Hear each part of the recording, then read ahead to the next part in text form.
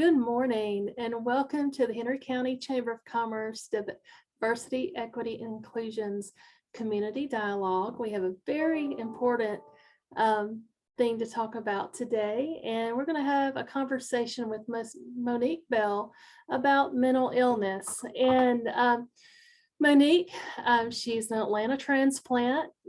She comes from American and Guyanese parents, and for all of her life, she's been living with a mother with mental illness challenges. And she found a passion after some things she's going to probably tell us about to get into the space of working with families that are experiencing mental illness. So she is a graduate of Pace University in New York. She has a BA in communications. And she is a certified massage therapist, but she pursued her master's degree in human services. And she graduated from Amridge University, and then she also has a certification in diversity, equity, inclusion through the University of Florida. But she joined the National Alliance on Mental Illness and has trained to become a family support group facilitator and state trainer.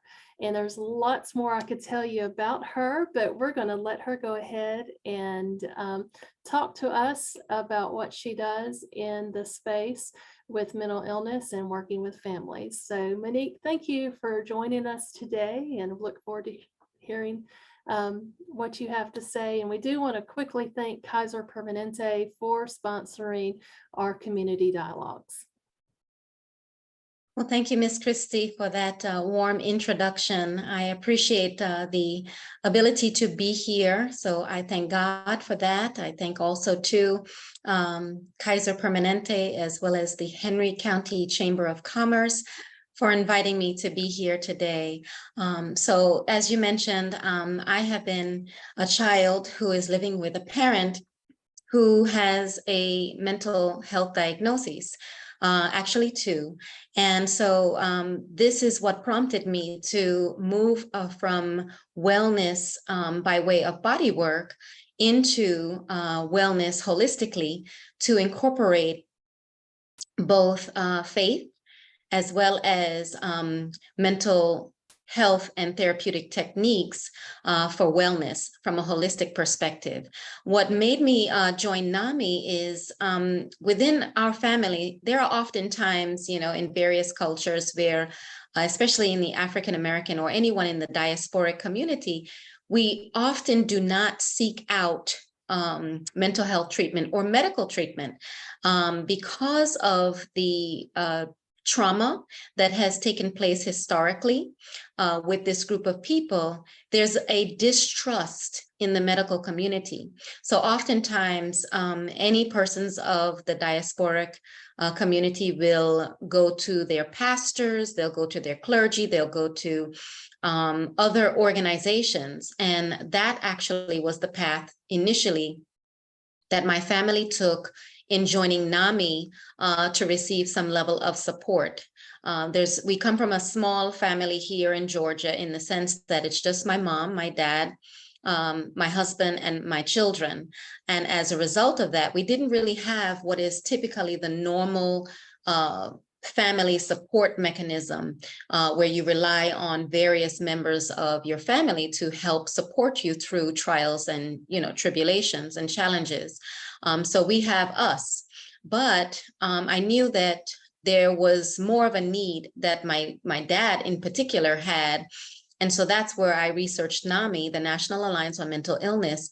And we actually joined the support group, the family support group. So that's typically how most people come to NAMI, is when they're in crisis, when they're in need of some answers, some resources, some support in some form or fashion.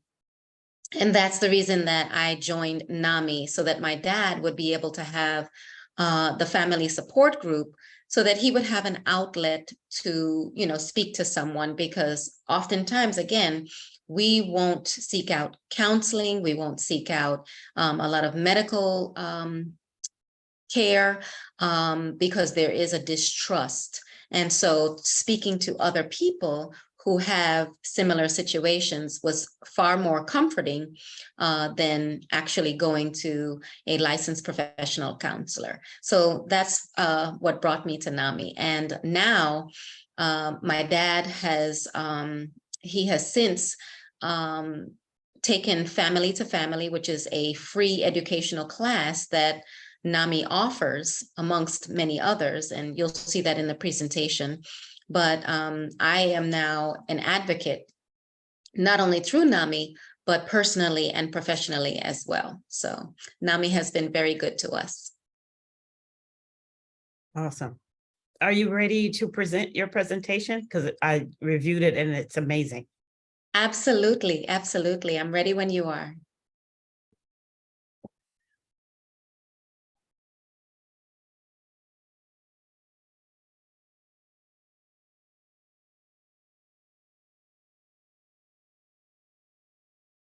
All right.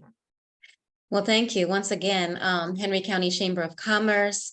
We're here for the DEI, Diversity, Equity, and Inclusion Committee's Community Dialogue today. And I'm so thankful that you are joining us today to hear about all of the wonderful resources that NAMI, Henry, and Fayette Counties, Georgia offers. NAMI is the National Alliance on Mental Illness, and for the most part, it's a grassroots mental health organization that started in someone's kitchen. Two women needed some support, and it just grew from there. They had a convention and early on, and as a result of that, many people came from other states, and this was out west and in the Midwest. And it has grown into a large organization, which has affiliates, which are not necessarily what we call chapters, but they are similar to a chapter. So NAMI Georgia has various chapters, and we are the Henry and Fayette Counties, Georgia affiliate. We cover Clayton, Henry, Butts, Coweta, Fayette, and Spalding counties. So we get people who join our groups and our programs from all of those counties. So it's a big area to cover. Next slide. So as I mentioned, it is a grassroots organization founded by two Wisconsin mothers, and they met over lunch to discuss the similar challenges that they faced with their sons who were living with mental health diagnoses. And it was initially named AMI, which is Alliance for Mentally Ill. In French, that means friend. So you can imagine how the culture that they were wanting to create was one that everyone had a friend, because often mental illness and those families who have a loved one living with a mental health diagnosis can often be isolating. So that's so apropos for them to initially name the organization AMI. Today, nationally, NAMI has over 600 local affiliates across the United States, and its overarching goal is to provide free, completely free education, support, and advocacy. And there are 19 affiliates in Georgia, and there are 2 that are emerging. So we're excited to welcome 2 more affiliates, one of which is in Douglas County. And then NAMI, Henry, and Fayette counties, as I mentioned, covers Clayton, Butts, Coweta, Fayette, and Spalding counties, as well as Henry, of course. So we cover a wide area, but there's room for more affiliates to emerge. And it's not rocket science to begin one, but certainly there is a process that one would have to go through, and we welcome that. Next slide, please. So as I mentioned, our tenets or our facets are education, support, and advocacy. And NAMI has various programs that are, like I mentioned, all free.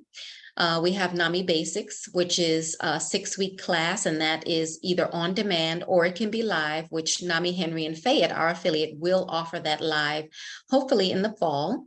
We have a Family to Family class, and that class helps family members to understand, navigate, and promote self-care for the family members themselves who are living with a family member who has a diagnosis or they suspect has a diagnosis. The basics, let me go back to that, is 6 weeks, and that's an introduction to help caregivers understand mental illness. But then family to family is 8 weeks. And that class, we're going to be offering that virtually on the week of August 7th. So that will be happening virtually, and anyone is welcome to join the class as long as you have a loved one who is living with a diagnosis or you suspect that. We have another class called peer-to-peer, and instead of naming or calling someone who is living with a diagnosis someone who is mentally ill, that promotes stigma. And of course, NAMI and most of us in the mental health community want to rid everyone of the stigma that is associated with mentally ill. So as a result of that, the title or the name of someone who has lived experience is just that, someone who has lived experience or a peer. So the peer-to-peer class is an 8-week class designed like family to family that provides education for those who want to live in recovery, who are trying to live in recovery.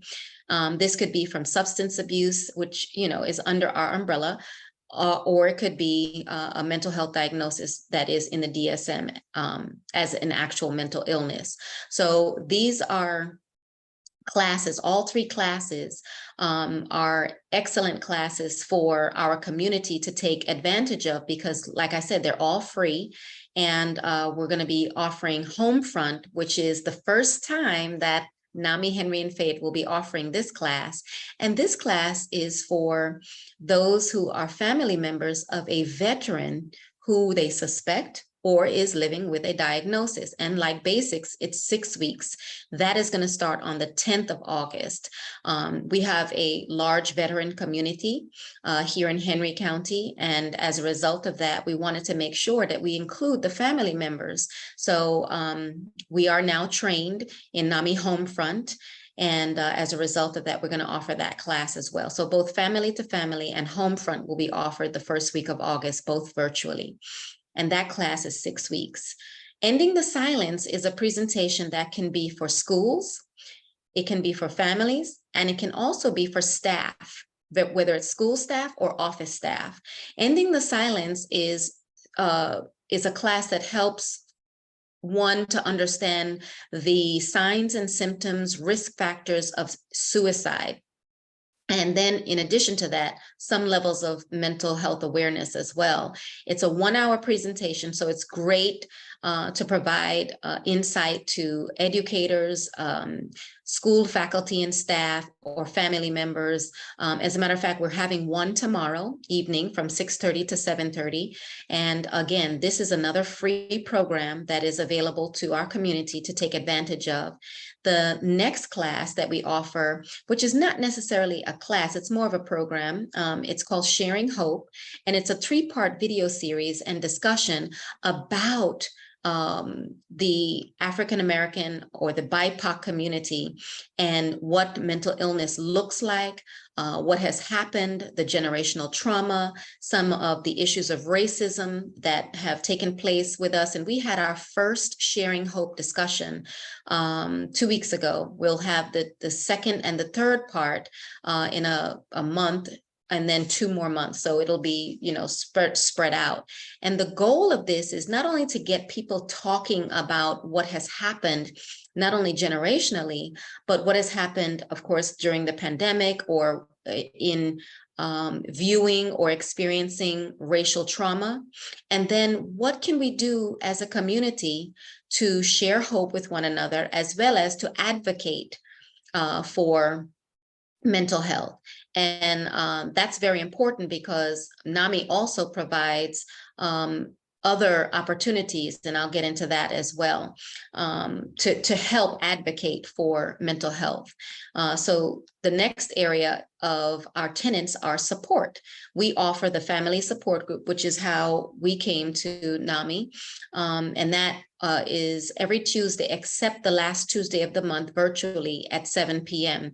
We are seeking live locations for both our family support group and our peer connection support group, which meets on Thursday at 7 p.m. virtually. Live locations, there's nothing like being live.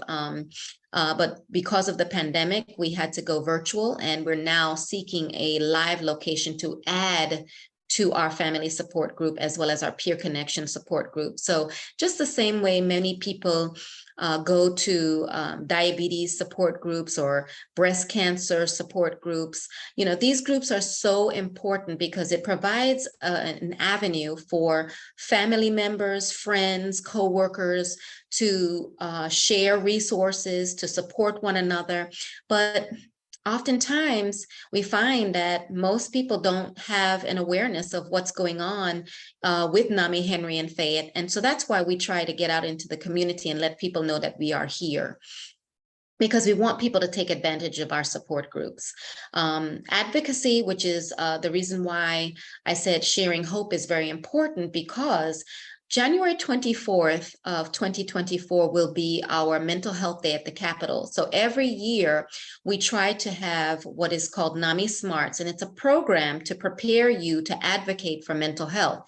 Now, whether you're going to the Capitol or not, to the Gold Dome or not, that's not necessarily the only area that you can advocate for mental health, but we have these discussions, we're having these sharing hope discussions so that when we actually do go to the Capitol, there will be one unified voice as you are trained in NAMI Smarts to speak to your legislators, to speak to your representatives or your council, whomever it is that you're going to talk to. We want you to be prepared to have a short speech, your ask, and then also too, the support that you would like to get from that stakeholder in mental health and what they're doing perfectly well already, to give them praise for that.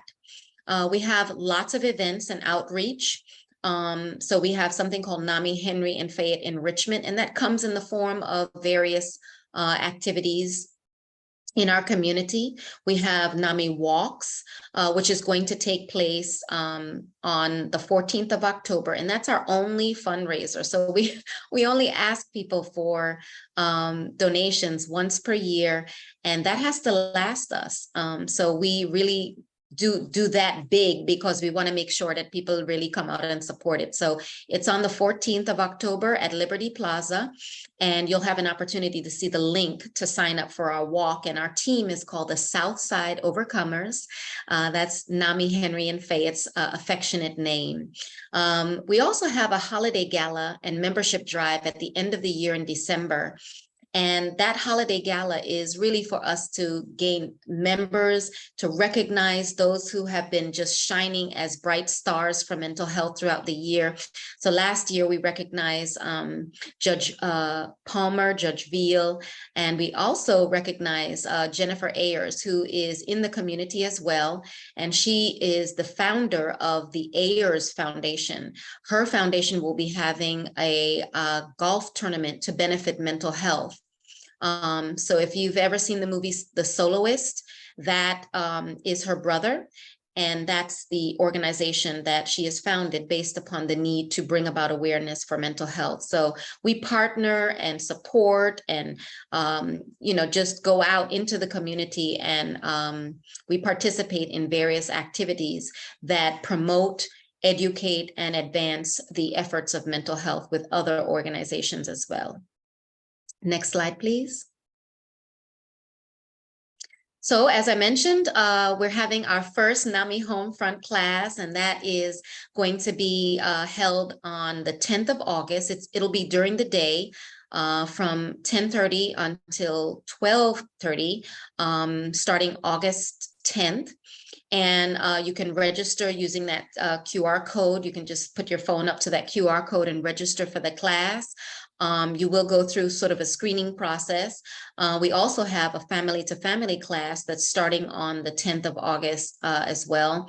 And that'll be from 7 to 9 p.m. And we will have a flyer that we'll post on our Facebook page so that you'll be able to see the information and where to register. These classes, as I mentioned, are free of charge, but they help families to develop the skills oftentimes that are needed, especially in communities where you don't necessarily have as many resources as you would like. These classes help you to actually become educated about your loved one's illness, or whether you suspect they have an illness, and how to get some level of help for them. Next slide, please.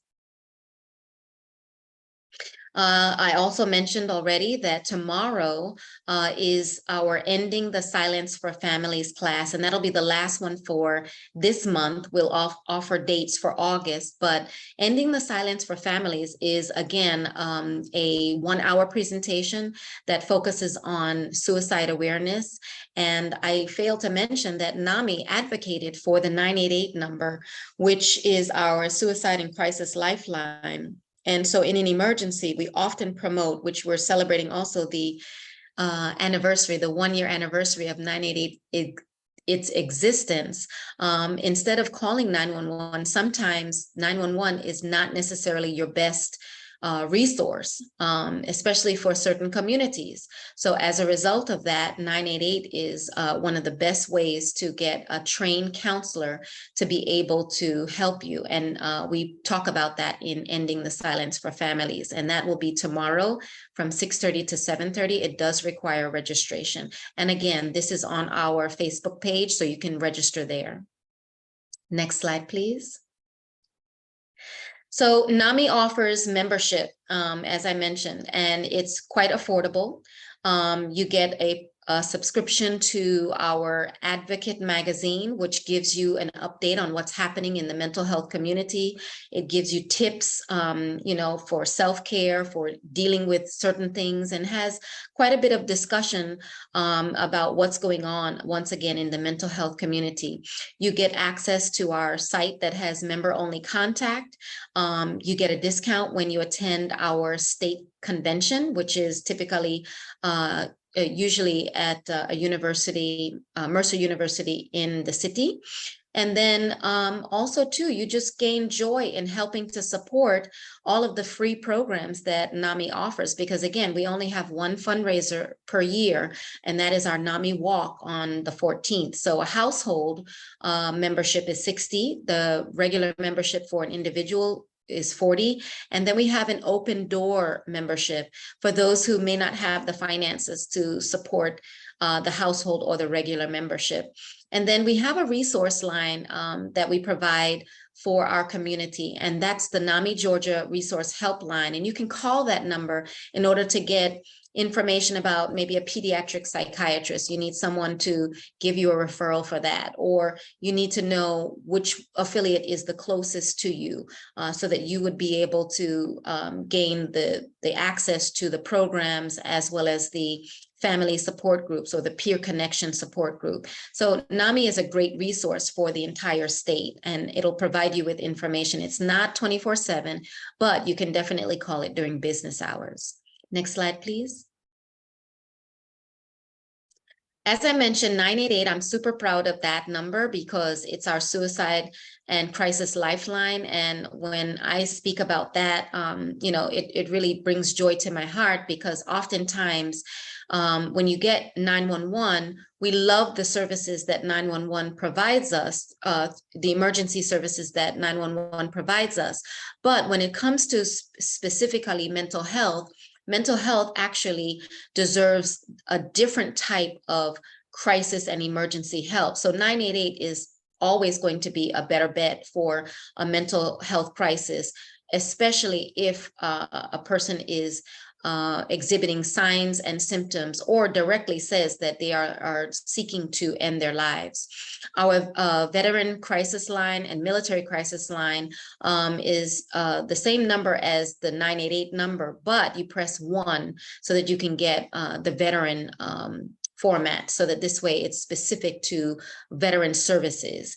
We know the importance of having access to mental health professionals. And because of that, there is a Georgia Crisis and Access Line, which also has an app that you can download to your phone on both the Apple as well as the Android system. And that's free. And oftentimes I suggest that young people, because they like to text a little bit more than talking sometimes, and sometimes it's appropriate to be able to text or chat with someone in the event of an emergency, because sometimes the person may not want you to be on the line. So this is a great tool to use, but it's a great number to put into your phone, the Georgia Crisis and Access Line, or to download to your phone, so that you have it on your phone. And this way you're not scrambling if you had any emergency. And the Georgia Crisis and Access Line can also provide you with professionals who will come to your location if necessary. Now, I will ask that you be patient, because of the pandemic, you know that there has been quite a bit of light that is now being shined on or shown on mental health. And as a result of that, this line can be inundated with calls and people who are in need of assistance. So I will ask you to be somewhat patient if you're able, so that this way, you stay the course and you're able to get the help that you need. With regard to other resources within our community, we have Macintosh Trail, which is our community service board, and you do not have to have insurance in order to go to Macintosh Trail. So you can receive psychiatric care, you can receive psychotherapy through Macintosh Trail, and they can even refer you for other services, community-based services. For instance, they can connect you with housing. They can connect you with ACT Team services, which is assertive community services that come to your home to provide you with mental health care. So Macintosh Trail is a great resource as well. And you're not required to have insurance to participate in Macintosh Trail. It can be income-based or income related or sliding scale based. We have Pine Woods, which is a crisis center, and that's located in Griffin. This is a fairly new facility. It's not large, so oftentimes there might be a wait for a bed at Pine Woods, but it's a place that you can go to or have your loved one go to in order to have crisis stabilization. Now, that's different from Riverwoods Behavioral Health, which is a mental health and behavioral health hospital. So there is a longer stay that can be held at Riverwoods Behavioral Health, depending on insurance, depending on the psychiatric need, and it's a larger facility. We used to have a hospital called Crescent Pines some time ago, but Crescent Pines closed, and that's one of the things that we would advocate for, is to have a hospital that is in Henry County, that is in the Stockbridge area like Crescent Pines was, so that when mental health emergencies arise, we have Griffin, we have Riverwoods, and then we would also have one in Henry County in the Stockbridge area. So that's something we can advocate for. Henry County Probate Court offers applications for what is called an involuntary order to apprehend, or 1013. Now, in my case, in my family, we have had to use this because there are some cases where your loved one may not even recognize or have gone so far into crisis that they just don't recognize that they need help. And there's a condition called anosognosia, which is a lack of insight or awareness. And so your loved one may not actually be denying that they have a mental illness or that they're living with a mental illness. They just don't have the insight. So we've had to actually go to the probate court in order to get an involuntary order to apprehend. It takes two people, so you have a witness, and it has to be that you've witnessed an imminent danger to themselves or someone else within that last 24 to 48 hour period. So there are some conditions to that involuntary order to apprehend, because you don't want people just to be able to take their loved one and drop them off at a hospital at any point. So there has to be evidence of this, and there has to be a hearing through the Henry County Probate Court in order to be able to do this. Clayton County has the same thing, and so does Fayette. This also is the place where you can apply for legal guardianship and conservatorships. Legal guardianship supersedes the power of attorney that someone may have over finances, whereas conservatorship is also a superseding of a power of attorney because it deals directly with completely finances.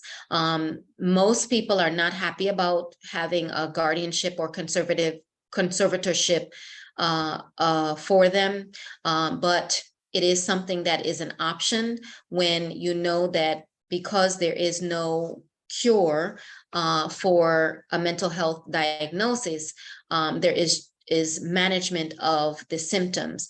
That is indicative of the long-term effects of a mental health diagnosis, and that is the reason why legal guardianships and conservatorships are available to you. Next slide, please. So as I mentioned, our fundraiser is on October 14th, and it's at Liberty Plaza, which is in Atlanta. As you can see, I provided the link there for you to join our team, or you can create your own team and help support mental health and mental illness. And all of the funds that are raised through Southside Overcomers, half of those funds will come to us and the other half will go to NAMI, Georgia. So you know that all of the funds will be used for our educational programs, for advocacy, as well as for our support, because like I said, everything is free and everything costs. So even our Zoom costs. So in that regard, we hope that you'll join our Southside Overcomers team, or that you'll be inspired to start your own team. Next slide, please. Our NAMI kickoff is going to be this Friday, the 28th, and Hostess has become our main sponsor for the NAMI Walks for Georgia, and we'll be having a lot of fun prizes, giveaways, and you can attend virtually or you can attend it live, and it's going to be at Skyland Trail, which is a mental health facility, a behavioral health facility in Atlanta. And if you can't join live, you can also join virtually, but we welcome you all to come and join the kickoff event so you can see what's happening, you know, who's a part of NAMI Walks, who's sponsoring, which is Hostess, and some of our other partners and sponsors as well. So we're excited about that, and you can register using that link there. Next slide, please. And I'm sure that you saw when you registered for this workshop that the Minority Mental Health Awareness Month was inspired by B.B. Moore Campbell, who actually passed prior to seeing this become National Minority Mental Health Awareness Month. But Congress passed this resolution that established July as our National Minority Mental Health Awareness Month. And it also is now called BIPOC Mental Health Awareness Month, which is Black, Indigenous, People of Color Mental Health Awareness Month. And it's to improve the access to mental health treatment and services. And it's also to address the need for improved access to care, because disproportionately people of color do not have the same level of access to mental health care and medical care just in general. And then also are diagnosed more often with severe and persistent mental health disorders, sometimes inaccurately. And then National Minority Mental Health Awareness Month is also to enhance public awareness of mental illness and what it has done in the mental health in the minority mental health community. So this is a really important month, and it covers quite a bit of people. And as a result of that, I am so thankful that I was invited to be here in order to present not only for NAMI, but also too as a woman of color. Next slide, please. This is one of our campaigns that NAMI has forged, which is the Shades of Mental Health. And one of the quotes that I really like is that taking on the challenges of mental health conditions health coverage and erasing the stigma around mental illness takes all of us. It requires every single person. Just like the civil rights movement took us initiating it and us banding together, but there were other people who also participated, other ethnicities, other religious groups, other folks who just really came and supported the civil rights movement, but we initiated it, but it requires all of us. So it's the same thing with mental health, because mental health affects every single one of us. And now, of course, disproportionately, it affects people of color, but I do employ that or implore you to understand that it requires all of us to help resolve some of the issues that mental health challenges require. Next slide, please. So here's some of the things that NAMI Henry and Fayette, this is bragging moments, because NAMI Henry and Fayette, we want to make sure that people know that we're here in the community. So in May, for Mental Health Month and Mother's Day, we had a tea, and it was Mothers Making a Difference. It's what we call the Mad Hatter Tea. It was started, let's see, in 2019. We had to take a break because of the pandemic. So we started it then and had to take a break, but our affiliate really and truly wants to devote some attention to all of the mothers who are making a difference, because oftentimes the moms are the ones who are not giving up on their adult children. They are focused on really helping their children to get the services and the help that they need. And I know everyone may have been aware of, or you're already aware of, what took place in Hampton, Georgia, and with one of our veterans who served this country and was discharged from the Army, but because of a mental health crisis, and she tried getting help for her son, but during his psychotic break, he actually, waged a violent attack and killed 4 people. And as a result of that, we know that mental health has to be addressed. We have to address it specifically. So this was a paying homage and honoring of all the moms who, just like that particular case, that mom tried to get help for her son, but she was told that he has to actually commit a crime prior to him getting the help that he needed. So we don't want that to be the case for anyone. But this was our Mental Health Month event, which is May, as well as our Mother's Day event. Next slide, please. This was Let Me Have My Son. It's a movie that was written and directed by Cristobal Cruzen. And though he doesn't live here in Georgia, we had a discussion about it, because one of the things that was important about this film is that it incorporated faith. And oftentimes you don't see those two merging. You don't see those integrating when it comes to mental health treatment. And in our community specifically, there's a need for faith to be joined, because we focus on faith so much more in our community. And as a result of that, this film caught our attention, and we were offered the opportunity to share it and have a discussion. And Cristobal Cruzen, he actually joined our discussion. It was hosted by 2 of our NAMI Henry and Fayette members, Monique Carter, as well as Dr. Moraes Cassell. And this was also during Mental Health Month. But this was a really great discussion, and this movie was just so moving. So if you hadn't seen it, you can go on the website and see one of the ways in which you can stream it so that you can actually watch it. Next slide, please. In June, which is Men's Health Month, we had something called Barbershop Banter, and we wanted to provide men with an opportunity to just have a free dialogue, with no interruptions by women, no interruptions from any other aspect, but just to have an opportunity to talk about mental health and mental health with men. Because oftentimes, men will, especially Black men, will try to put on a strong face.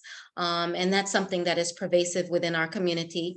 is to just appear and be strong.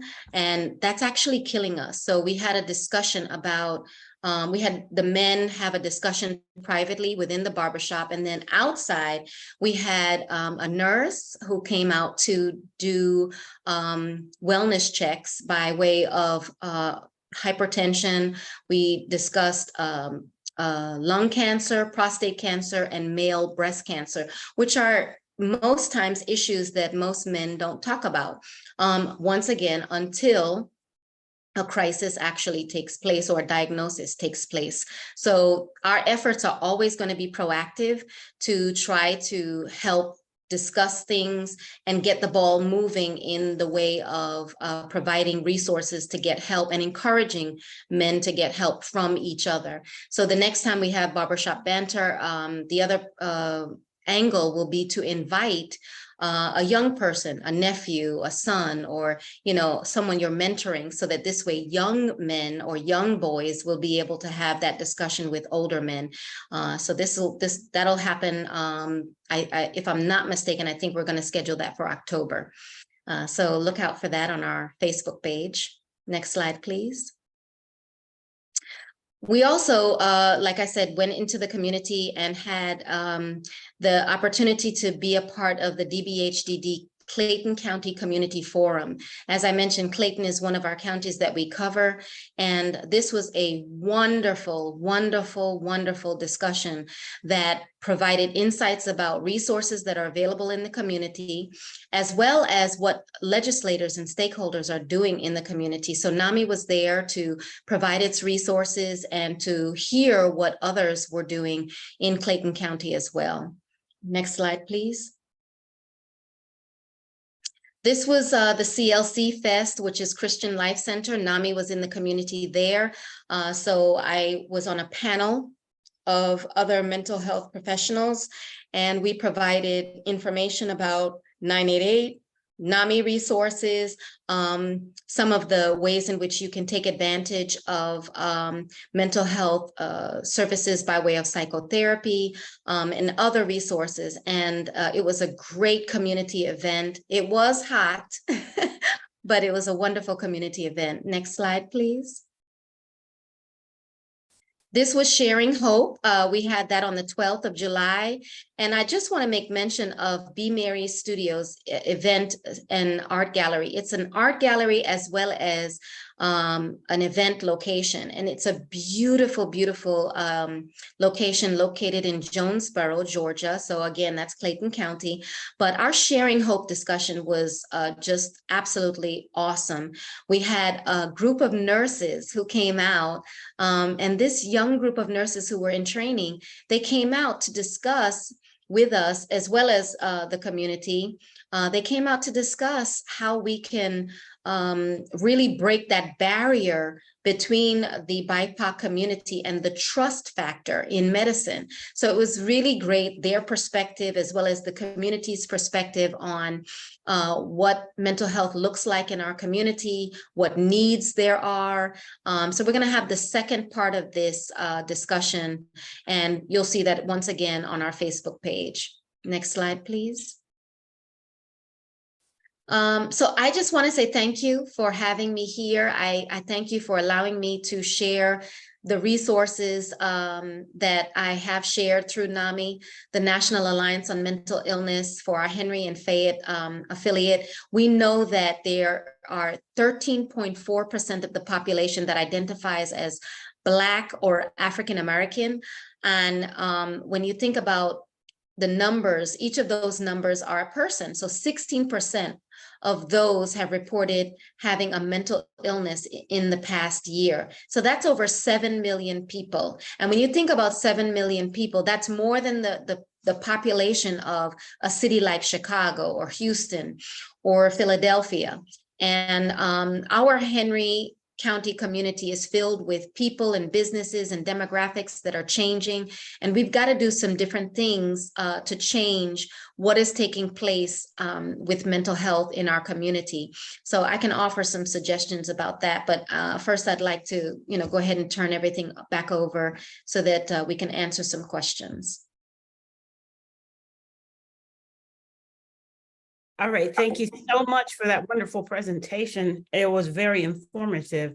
And I was making a lot of notes, so that's why you probably saw my head down, because I'm trying to capture as much as possible. I know this is recorded, but thank you so much for making us aware of this crisis that we have going on. Actually, it's pretty intense, especially after COVID, you mentioned as well.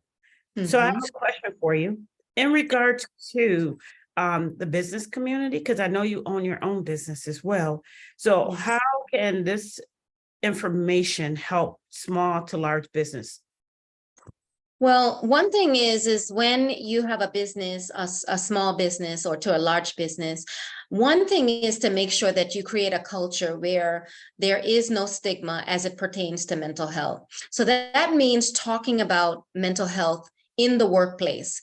That means, offering mental health days, where people can take time off and not be penalized.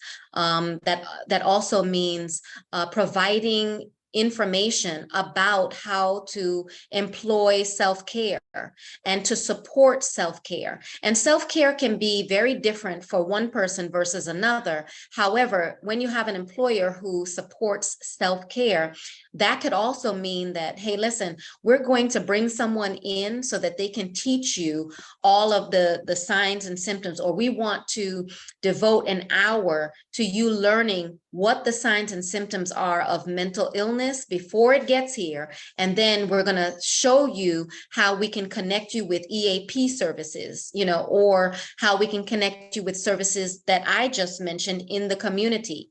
So that this way there's a relationship that is built amongst the employees and the employer, as well as how to connect them with the resources that are available to them here in Henry County. Okay, so an organization or a small business can actually reach out to NAMI, and you would be able to come alongside them to provide them with resources and support. Yes, as a matter of fact, Ending the Silence, which is that 1 hour presentation that is taking place for families tomorrow, can be also a program, a 1 hour program that is presented to any of your office staff. And it's modeled into an office dynamic as opposed to the family dynamic. So when we think about it, especially for the BIPOC community, creating that family structure in the workplace, you can do that by providing Ending the Silence presentations, and everybody should be required to be there, so that this way everyone is aware of what to do, and then you can develop a crisis plan for the office, so that this way if someone were to have signs and symptoms, do you as an employee or a staff person know who to go to in order to receive some level of service in your office space?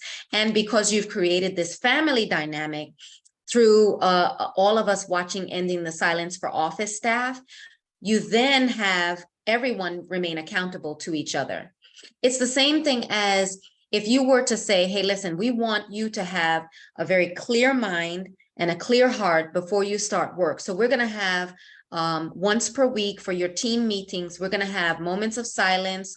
You can meditate on the word of God. You can meditate, in whatever ways you stay quiet and get yourself clear so that you're able to focus on the work that has to be done in that team or in that workspace. So these are ways in which you can implement, or in my business, I would suggest that you implement wellness tidbits or wellness moments that are available to every staff member, so that every staff member says, oh, okay, I know we're going to have 10 minutes. And this is not 10 minutes for you to be late. This is not 10 minutes for you to, go to the restroom. You have to be here for these 10 minutes, so that that's how we actually start our meetings. Okay, all right. And now, can you tie this into diversity, equity, inclusion, belonging, or accessibility, as far as what we just had discussion on, and in regards to the mental health?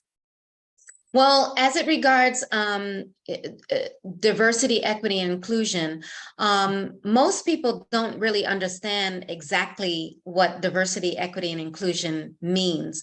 But every single person wants to be valued, loved, everyone wants to make contribution, and every single person can benefit from the contributions of the mass, as opposed to just having one single way of thinking and doing things. The other portion of that is that everyone wants to make progress. So when you have folks who are feeling valued, when they are actually valued, when they actually experience contributing in a meaningful way, then not only does that individual progress, but then the entire team progresses. So as it pertains to mental health, when we're all ensuring that we look to one another to have value in our health, in our mental health, and go back to the days of when we actually were a family, when, you know, everyone wasn't just leaving the nest and never coming back, not, you know, engaging with people. You know, most times when people would leave the nest, they would leave, get educated, and then come back and contribute.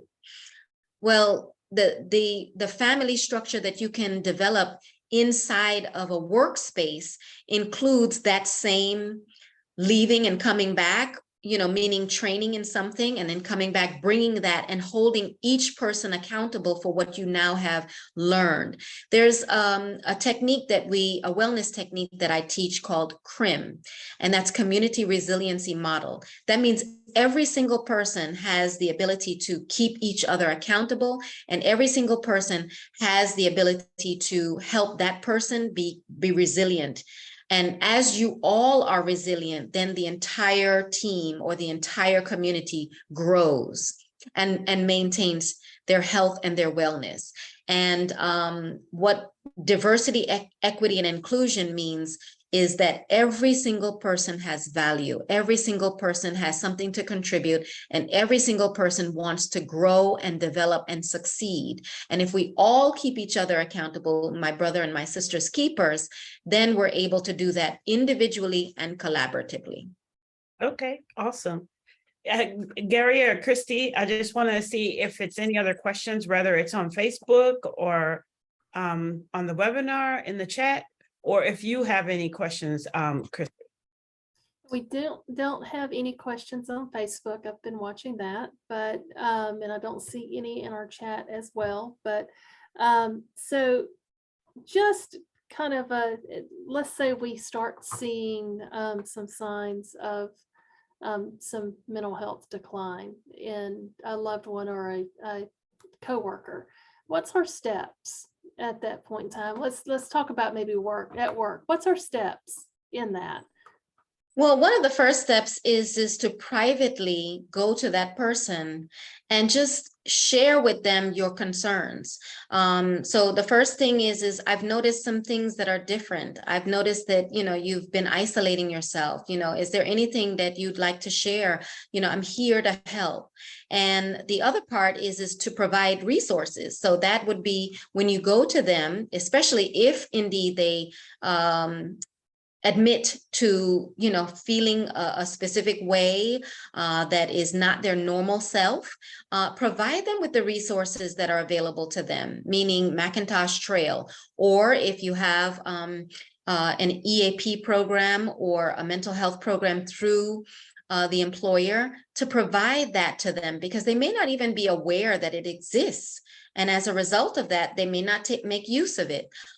Share through your own experience where you can, you know, relate to that person in how you have experienced something with regard to your mental health, because it would be denial to actually not think that we've had at some point some level of ups and downs in our mental health, just like you've had ups and downs in your physical health. You know, it would almost be denial to not admit to that. So sharing with that person that I myself have experienced times when, you know, I've been down, I have experienced these questions that I have not been able to answer. And I've gone to my pastor, I've gone to a licensed professional counselor, and here's someone that I can refer to you. So those are ways in which you can actually be very direct with your coworker in helping them to get to the resources that they need in order to help them. And if they're not the person who wants to talk about it, that in their personality, write them a note, leave them the information privately, so that this way you're not, putting them on full blast, but at the same time, you're giving them some information that you think might be helpful to them. Okay, awesome. Now, Laura Whitaker Short said, thank you. This was very informative. She wanted to just say thank you. Oh, thank you. Miss Laura is who connected me with you. Yes, exactly. Yeah. Yay. Yes, she did. So as we come closer to a close, is there any closing remarks you want to say with us, Miss Bell? Well, I want to say that oftentimes, like I mentioned, most people come when they're in crisis. When we have these types of seminars, workshops, things that are available in the community, share them far and wide. Ask people to listen to these things over and over again, because oftentimes when you recognize signs and symptoms early on, intervention is the key. It is the key to avoiding crisis. And then the other part is self-care has become this code word for, I want to go get a manicure, I want to get a pedicure, or, I want to go get my hair done and stuff like that. While that might be self-care for some people, self-care for others could be, I am on the borderline of my doctor diagnosing me with diabetes and hypertension, and the stress levels that I am engaging in are just way, way high. So I need to start exercising. So that could be your self-care, joining a gym, taking a fitness class, or taking a walk in your community. Or for instance, if you are attending, some sort of prayer retreat or a prayer walking group, these are things that could be self-care for one person versus something else for another. But promoting self-care in a way that is specific to that person is key to helping us all to be healthy. So, that's another suggestion that I have, but making use of every mental health resource that is available to you, including NAMI, including the Heirs Foundation. She's having a golf tournament on the 18th of September, supporting these kinds of events, supporting the educational workshops that take place that are free of charge. You'd be surprised how many people said, well, I didn't know that was a sign or a symptom of a mental health disorder, developing. I had no idea. But when you attend these things, you understand them. And then from there, you can see them either happening in yourself or happening in someone else. And the more we become aware of what those things are, the better off we are in heading them off at the pass, instead of dealing with them when they actually become, oh, this person needs a 1013, this person needs a hospitalization, or this person is getting arrested, because those are more traumatizing than not. And oftentimes it compounds what's happening to the person in the first place. So we want to avoid those kinds of situations by being proactive. And then advocating for mental health the same way we advocate for, other rights and other things in our community that are taking place. Mental health is something that we have to advocate for, because everybody has mental health, just like you have physical health, social, emotional health, financial health. Everyone has all of these types of health, and mental health is the one thing that most people will avoid. That's the one thing that most people, because they don't understand it, they have been taught culturally, especially in most of the diaspora communities, to kind of push that to the side. And like I said, that's killing us. That's something that is really not serving us well, being this strong woman or this, strong the strong male syndrome, those things are far reaching as it pertains to our health. And so we definitely need to be more aware of our vulnerabilities and our weaknesses, and include our faith-based community in our health, because all of those things are tied into each other. When you think about it holistically, they're all tied in. So those are my parting thoughts. Okay, thank you. Now you mentioned a couple of times about Facebook. So if anyone wants to be aware of events that are coming up or anything like that, is it under Facebook, you just put in NAMI? NAMI, Henry and Fayette Counties affiliate. Okay. And you can also look us up under Southside Overcomers. Okay. Yes, ma'am. All right. All right. Well, we would like to thank you. And Christy, you have anything as we close out? We have about a minute left before Sure. 11 o'clock. We talked about the EAP programs in businesses. Those are the employee assistance programs.